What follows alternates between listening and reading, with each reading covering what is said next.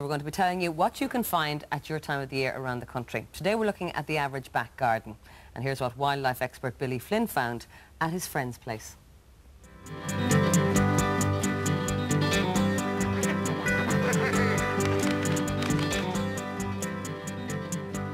Here in Kate's garden, you don't find absolutely everything as you might expect it.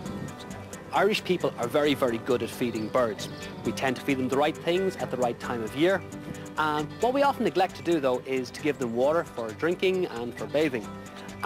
Kate did, in an old frying pan, but what she wasn't expecting was to have wild visitors of a completely different kind. Frogs will make use of just about any kind of still water that's available. You see it often in puddles, in wheel ruts, in ditches, even in slow-moving streams. And here, in a suburban garden, in an old frying pan.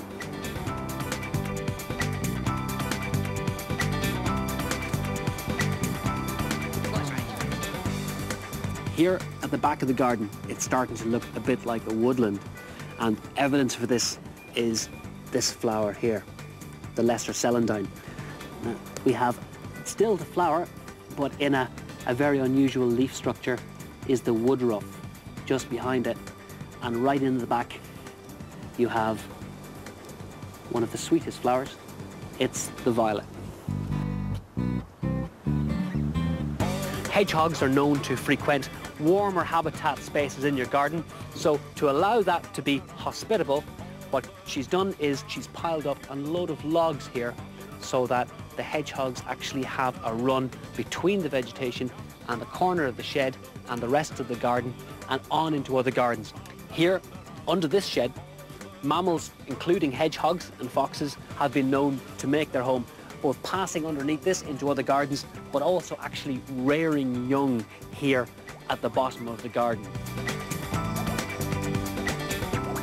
Native trees in your garden are very important, and if you were to choose one, you couldn't do much better than the holly. Much beloved around Christmas time, but really we should appreciate them year-round because they provide food, shelter, important resting and hiding place for garden birds.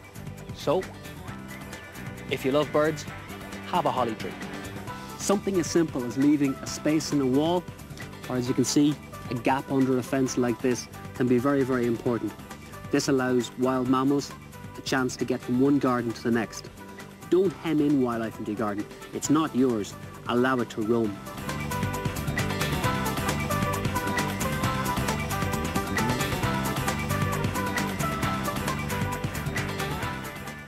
And Billy's here now. Billy, you're very welcome. Thanks, Maria.